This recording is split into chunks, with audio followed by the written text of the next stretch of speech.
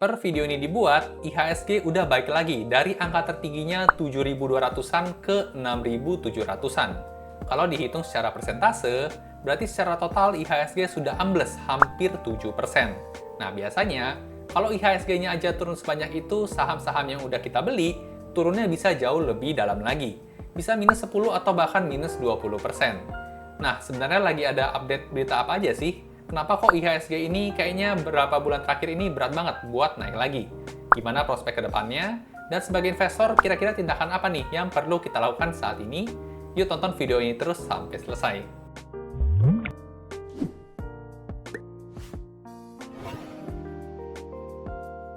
Halo dan selamat datang kembali di channel saya, Jonathan Tamrin. Buat teman-teman yang baru pertama kali nonton, di channel ini saya sharing hal-hal seputar saham dari sudut pandang fundamental. Ada analisa saham, ada mindset investasi, dan ada update berita terkini. Jadi buat teman-teman investor, boleh banget nih, diklik tombol subscribe dan nyalakan lonceng notifikasinya, biar nggak ketinggalan update-update video berikutnya. Sebagai investor retail, tentunya kalau IHSG ambruk, saya sendiri pun nggak luput dari yang namanya floating loss. Jadi concern saya pun juga seharusnya sama nih, kayak teman-teman investor retail seperjuangan. Yaitu tentunya, saya pengen tahu dong, apa sih kira-kira yang menyebabkan IHSG ini bisa ambruk? Lalu kemudian gimana prospek ke depannya, dan kita sebagai investor jadi kudu harus ngapain nih? Nah, tentunya sih kita nggak mungkin ya bisa consider semua faktor yang mempengaruhi keuangan secara global, karena pastinya bakal jadi kompleks banget. Tapi meskipun begitu, kita tetap nih bisa kumpulin informasi Paretonya, alias 20% faktor penyebab yang ngaruh ke 80% akibatnya. Dalam hal ini, tentunya akibat yang terjadi adalah penurunan harga IHSG. Beberapa ada yang udah saya temuin, dan ini yang saya mau coba sharingkan nih ke teman-teman di video kali ini. Yang pertama ada soal kebijakan moneter Amerika Serikat. Hari Rabu tanggal 12 Juni kemarin, Bank Sentral Amerika Serikat atau The Fed kembali ambil keputusan untuk menahan suku bunga di angka 5,25 sampai angka 5,50%. Meskipun angka ini sesuai dengan konsensus ya, alias ekspektasi pasar, angka suku bunga yang nggak turun-turun ini punya sentimen yang kurang baik nih buat pasar modal Indonesia. Logika gampangnya sih gini, Amerika Serikat ini adalah negara maju dengan kekuatan ekonomi nomor 1 di dunia saat ini. Sedangkan kalau kita bandingkan dengan Indonesia ya, Indonesia ini masih tergolong negara berkembang yang secara finansial masih lebih beresiko dibandingkan AS. Nah, buat lebih gampang perbandingannya, kita bisa cek aja ke website tradingeconomics.com. Di sana, kita bisa lihat nih, kalau Indonesia punya posisi GDP itu di urutan ke-17 secara global. Dan GDP AS itu lebih tinggi 19 kali lipat lebih banyak nih dibandingkan Indo saat ini. Dan kalau misalnya The Fed ini tahan suku bunga di angka 5,5%, maka Indonesia harus punya suku bunga lebih tinggi nih angkanya, supaya ada gap-nya atau selisihnya. Nah, kenapa selisih ini jadi penting banget? Nah, supaya investor asing ini tertarik buat investasiin duitnya ke Indonesia, yang notabene lebih beresiko dibandingkan Amerika Serikat. Tentu kalau resikonya lebih besar, sangat wajar banget mereka nuntut reward yang juga lebih tinggi. Sekarang di Indonesia, kalau kita cek ya, suku bunga Indonesia ada di angka 6,25%, selisih gapnya 0,75%. Nah, kira-kira nih, kalau misalnya kalian itu warga Amerika Serikat ya, yang punya banyak duit, terus mau cari tempat buat investasi, kira-kira bakal pilih mana?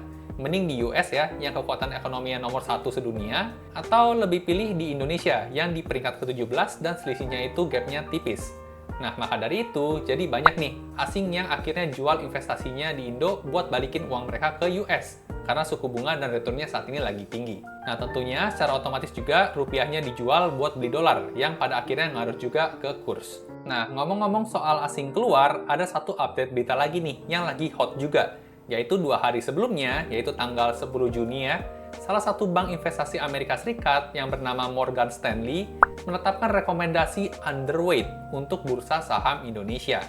Nah, buat teman-teman yang mungkin belum tahu ya, jadi Morgan Stanley ini adalah perusahaan jasa keuangan dan bank investasi multinasional asal Amerika Serikat. Dia ini bisa dibilang sebagai pemimpin lah dalam bidang keuangan global. Rekomendasinya itu sering banget jadi acuan buat individu atau institusi keuangan lainnya buat ambil keputusan. Nah, si Morgan Stanley ini punya 4 istilah peringkat ekuitas, atau bahasa simpelnya ya rekomendasi. Peringkat yang pertama ada overweight. Nah, peringkat ini tandanya Morgan Stanley itu percaya kalau investor itu baiknya punya bobot kepemilikan saham di perusahaan atau negara tersebut lebih dari alokasi normal dalam portofolio mereka, alias rekomendasinya beli atau buy. Lanjut ke peringkat selanjutnya, ada yang disebut sebagai equal weight. Nah, kalau peringkat yang ini itu tandanya alokasinya normal aja, sesuai dengan bobot indeks acuan, alias rekomendasinya adalah hold. Kemudian peringkat yang ketiga ada yang disebut sebagai underweight. Nah, ini artinya Morgan Stanley itu percaya kalau investor baiknya punya bobot kepemilikan saham itu di bawah alokasi normal dalam portofolio, alias rekomendasinya adalah jual. Kemudian ada juga peringkat yang terakhir ya, yaitu yang disebut sebagai not rated. Nah, kalau not rated ini artinya Morgan Stanley itu belum menerbitkan rekomendasi nih buat saham atau negara tersebut, alias hold aja. Nah, Indonesia per tanggal 10 Juni kemarin masuk ke peringkat saham underweight, yang berarti direkomendasikan buat dikurangi nih porsinya atau dijual. Nah, adapun juga Morgan Stanley nyebut ya alasannya beberapa. Yang pertama karena program makan siang dan susu gratis nih buat pelajar dari presiden terpilih yaitu Pak Prabowo. Katanya program ini tuh punya potensi buat menimbulkan beban fiskal yang cukup besar di negara Indonesia. Lalu kemudian ada juga beberapa alasan lain, yaitu dikarenakan adanya pelemahan rupiah ya, masih tingginya suku bunga AS, dan ketidakpastian arah kebijakan Indonesia. Nah, dengan adanya rekomendasi dari Morgan Stanley ini, otomatis investor institusi yang sudah punya standar ya komposisi portofolio mereka harus mau nggak mau mengurangi nih porsi saham-saham Indonesianya, yang menyebabkan IHSG ambles nih sekarang ke angka 6.700-an lagi, dan kurs rupiah yang juga semakin melemah nih karena ada aksi jual dari asing. Buat buktinya, kita bisa lihat nih di ETF EIDO yang ada di Amerika Serikat sana, yang terus mengalami pelemahan beberapa waktu terakhir. Nah, ETF EIDO ini atau iShares MSCI Indonesia ETF ini semacam reksadana yang fokusnya itu berisi saham-saham di Indonesia. Nah, dengan turunnya ETF EIDO ini, itu jadi bukti nih, banyak uang besar yang melakukan rebalancing portofolio dengan mengurangi atau menjual saham-saham Indonesianya. Nah, maka sekarang nggak heran nih, saham-saham bahkan sekelas perbankan aja yang kita banggain pun juga ikutan runtuh. Dan sekarang untuk kurs ya, kalau kita perhatikan kurs US dollar terhadap rupiah sekarang sudah tembus all-time high-nya lagi ya, di angka 16.400-an. Dan ini bahkan baru permulaan. Nah, itu tadi kan soal update berita saat ini ya. Nah, gimana nih soal kedepannya? Tanggal 12 Juni kemarin, itu The Fed juga mengisyaratkan akan ada 1 kali penurunan suku bunga nih di tahun ini. Dan untuk tahun 2025 ke depan akan lebih agresif lagi dengan 4 kali penurunan suku bunga. Kalau hal ini benar terjadi ya, tentunya bakal jadi angin segar nih buat saham-saham di Indonesia. Karena kemungkinan aliran dana asing bakal kembali masuk lagi. Tapi itu kalau case-nya beneran terjadi ya. Kalau kita lihat historis sih, untuk The Fed sendiri, awal tahun 2024, sebenarnya mereka udah bilang tahun ini bakal turunin suku bunga sekitar 3-4 kali. Tapi nyatanya sekarang toh berubah pikiran juga. Meskipun begitu, sebenarnya kita masih ada sisi positif nih yang bisa kita lihat. Di tengah terpaan sentimen negatif, biasanya market bisa jadi sangat nggak rasional, ngebanting harga saham terlalu rendah dibandingkan dengan value perusahaan tersebut. Nah, otomatis menciptakan peluang ya, buat kita bisa beli saham di harga under value, dengan resiko rendah dan potensi naik yang tinggi karena sahamnya memang sedang terdiskon. Nah, sisi positif lainnya lagi adalah kondisi saat ini tentunya tetap lebih baik ya ketimbang saat pandemi COVID kemarin, dan toh IHSG juga masih survive sampai sekarang. Nah, jadi kalau seperti itu update-nya, apa nih yang harus kita lakukan sebagai investor? Menurut saya, sekarang adalah waktu yang tepat buat ngerjain PR lebih rajin, alias analisa. Buat yang udah pegang beberapa barang under value dan saat ini masih floating loss, bisa tetap di hold aja, karena toh kita belinya juga di harga murah. Tapi kalau buat top up lagi, mungkin bisa lebih ditahan dulu nih, karena kondisi jangka pendek saat ini masih terlihat agak suram.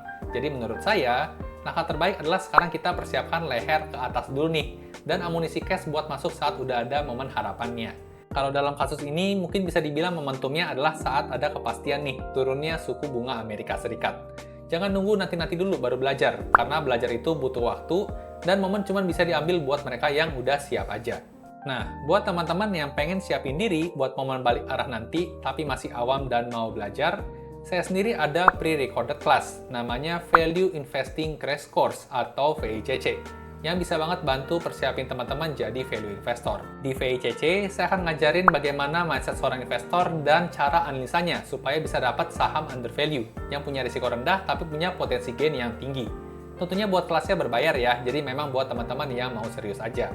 Buat info lebih lanjutnya lagi, bisa langsung cek aja di website saya, joetamrin.com, dan juga bisa langsung check out VICC-nya di sana.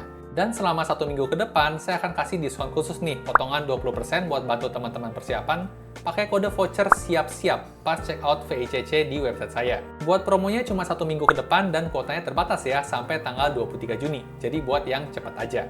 Nah, gimana nih? Seberapa setujukah kalian dengan penjelasan saya yang tadi? Atau ada yang punya pendapat lain? Boleh nih, tuliskan pendapat dan komentar teman-teman di kolom komentar di bawah ya, biar bisa kita diskusin lebih lanjut lagi. Suka video seperti ini? Jangan lupa di-like dan bagikan ke teman-teman investor lainnya ya, supaya makin jago analisa sahamnya. Sampai jumpa di video berikutnya.